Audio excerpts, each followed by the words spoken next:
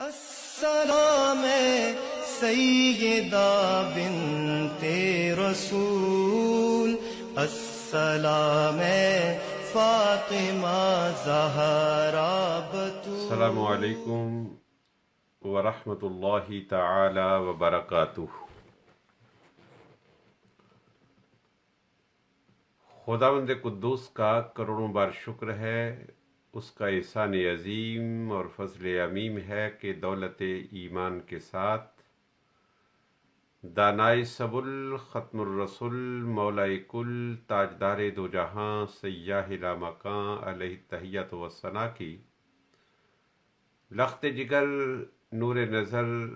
خاتون جنت، خاتون قیامت السیدہ فاطمۃ الزہرا رضی اللہ تعالی عنہا کے ذکر نور کی یہ 24ویں نشست ہے۔ مجھے یقین کامل ہے کہ تاجدار دو جہاں صلی اللہ تعالی علیہ وآلہ وسلم کی روح اقدس کو ہماری اس نشست سے راحت پہنچتی ہے، اور تاجدار دو جہاں صلی اللہ تعالی علیہ وآلہ وسلم کی روحانیت منورہ اس نشست کے سامعین کی جانب ایک خصوصی توجہ فرماتی ہے۔ سیدنا علی المرتضیٰ رضی اللہ تعالی عنہ اور سیدہ فاطمہ الزہرا رضی اللہ تعالی عنہا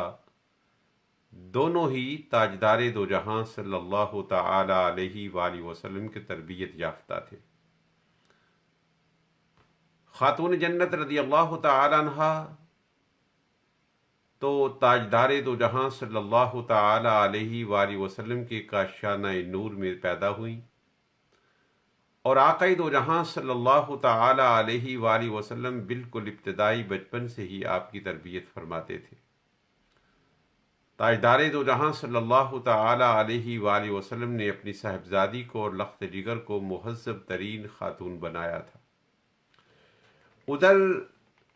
جناب ابو طالب کی غربت کی وجہ سے نبی دو جہاں صلی اللہ تعالی علیہ وآلہ وسلم نے سیدنا علی المرتضیٰ رضی اللہ تعالی عنہ کو اپنے گھر بلا لیا تھا، اور آپ کی کفالت اور آپ کی پرورش نبی دو جہاں صلی اللہ تعالی علیہ وآلہ وسلم نے خود فرمائی تھی۔ یہی وجہ ہے کہ سیدنا علی المرتضیٰ رضی اللہ تعالی عنہ اس امر کو بڑے فخر سے بیان فرماتے ہیں کہ مجھے نہیں معلوم کہ مجھ سے پہلے کسی نے نبی دو جہاں صلی اللہ تعالی علیہ وآلہ وسلم کے ساتھ اللہ رب العزت کی بارگاہ میں سجدہ ریزیاں کی ہوں۔ چونکہ سیدنا علی المرتضیٰ رضی اللہ تعالی عنہ نبی دو جہاں صلی اللہ علیہ وآلہ وسلم کے کاشانہ نور میں تھے، جیسے ہی آقا دو جہاں صلی اللہ تعالی علیہ وآلہ وسلم نے اپنی نبوت کا اعلان فرمایا اور لوگوں کو اللہ کی توحید کی جانب اور اپنی رسالت کی طرف بلایا، سیدنا علی المرتضیٰ رضی اللہ تعالیٰ عنہ اولین اور سابقین میں سے ہو گئے۔ جیسے ہی آپ کے کانوں میں نبی دو جہاں صلی اللہ تعالی علیہ وآلہ وسلم کی نبوت اور رسالت کی خبر پہنچی، آپ نے فوراً اس امر کی تصدیق کر دی، اور اہل سیر اور اہل تواریخ اس امر پر متفق ہیں کہ نابالغ بچوں میں سب سے پہلے اسلام قبول کرنے والے سیدنا علی المرتضیٰ رضی اللہ تعالیٰ عنہ ہیں۔ اگرچہ امام اہل سنت شاہ احمد رضا خان فاضل بریلوی علیہ الرحمہ نے فرمایا ہے کہ سیدنا علی المرتضیٰ رضی اللہ تعالیٰ عنہ ان شخصیات نور میں سے ہیں جن کی فطرت میں ہی اللہ رب العزت نے اسلام کا نور رکھ دیا تھا، اور جو پیدائشی طور پر مسلم تھے۔ تاہم جب نبی دو جہاں صلی اللہ تعالی علیہ وآلہ وسلم نے اعلان نبوت فرمایا اور لوگوں کو اللہ رب العزت کی توحید کی جانب اور اپنی رسالت و نبوت کی طرف بلایا، تو سیدنا علی المرتضیٰ رضی اللہ تعالی عنہ نے ایک لمحہ بھی انتظار نہ کیا اور فوراً کلمہ شہادت پڑھ کر اسلام کے نور سے اپنے سینے کو منور کر لیا۔ تو حضرت علی المرتضیٰ رضی اللہ تعالی عنہ تاجدار دو جہاں صلی اللہ علیہ وآلہ وسلم کے کاشانہ نور میں رہتے تھے،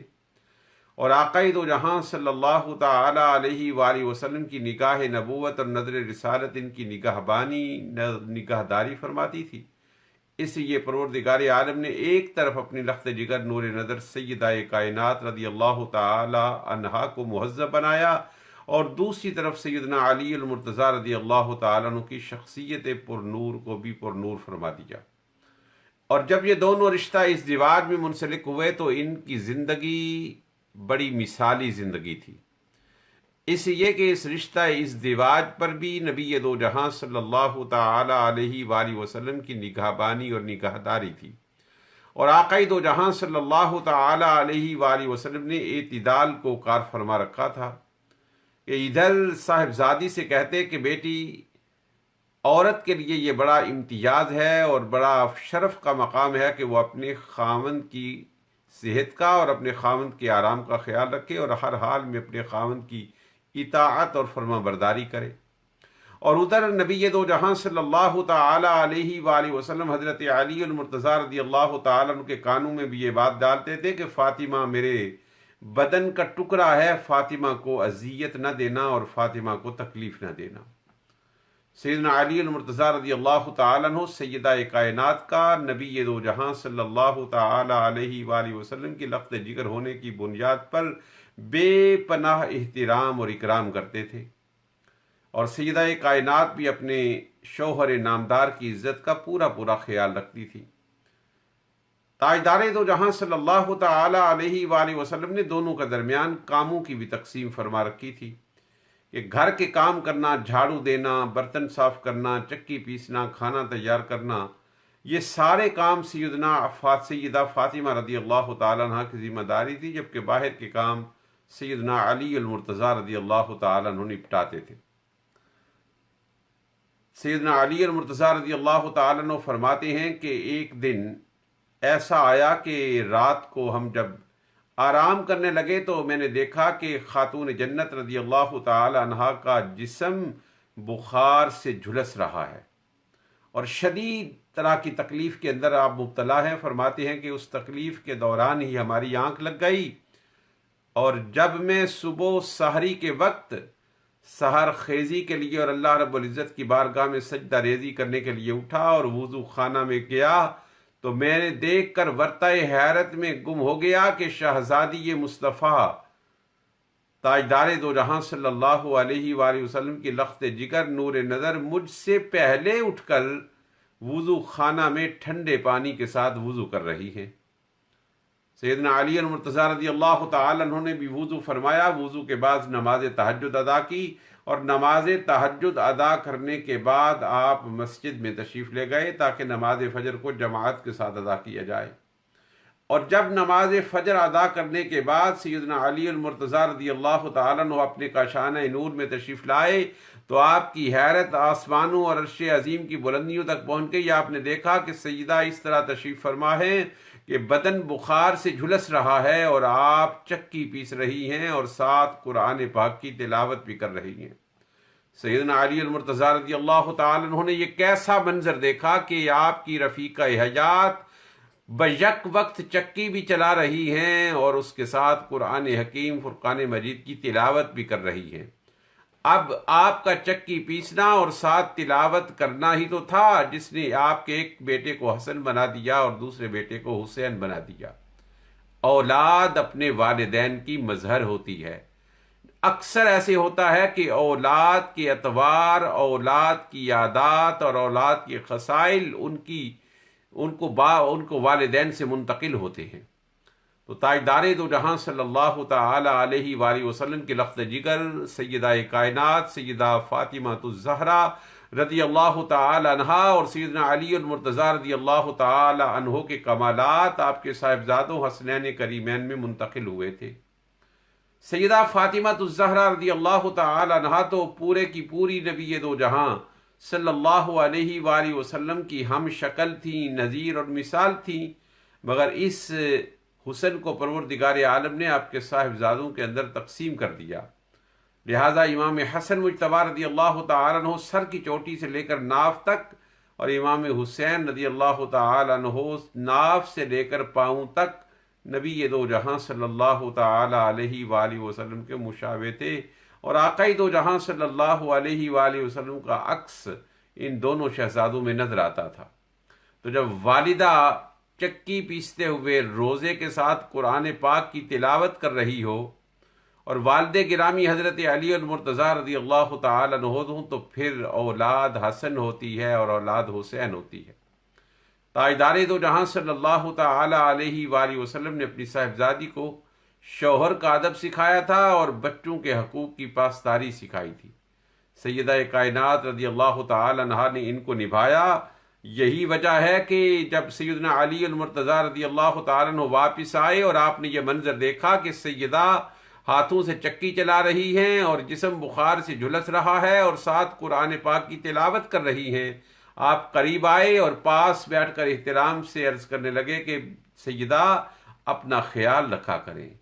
اپنی صحت کا دھیان رکھا کریں، آپ کیا کر رہی ہیں؟ تو آپ نے عرض کیا کہ اے علی، اس میں پریشانی کی کوئی بات نہیں، جو آپ نے سحری کے وقت دیکھا وہ حق کے بندگی ہے، اور جو آپ اب دیکھ رہے ہیں یہ حق کے شوہر اور حق کے اولاد ہے۔ جب اہلیہ کی سوچ یہ ہو، جب ماں کی فکر اور نظر ایسی ہو تو پھر گھر جنت ہی بنتے ہیں۔ اور یہ سچ کہا ہے کہ تو ڈھونڈ فلک پر باغ ارم،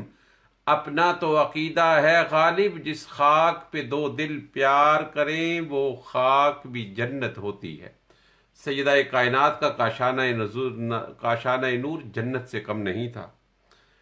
سیدہ فاطمہ الزہرا رضی اللہ تعالی عنہا کا وصال ہو گیا، اور کسی نے سیدنا علی المرتضیٰ رضی اللہ تعالی عنہ سے پوچھا کہ آپ کے ساتھ سیدہ کا حسن معاشرت کیسا تھا؟ سیدنا علی المرتضیٰ رضی اللہ تعالی عنہ نے کمال جواب دیا۔ آپ نے فرمایا کہ فاطمہ جنت کا ایک خوشبودار پھول تھیں، اگرچہ وہ دنیا سے چلی گئی ہیں مگر اس کی خوشبو سے اب تک میرا دماغ معطر ہے۔ آپ نے اپنی زندگی میں مجھے کبھی شکایت کا موقع نہیں دیا۔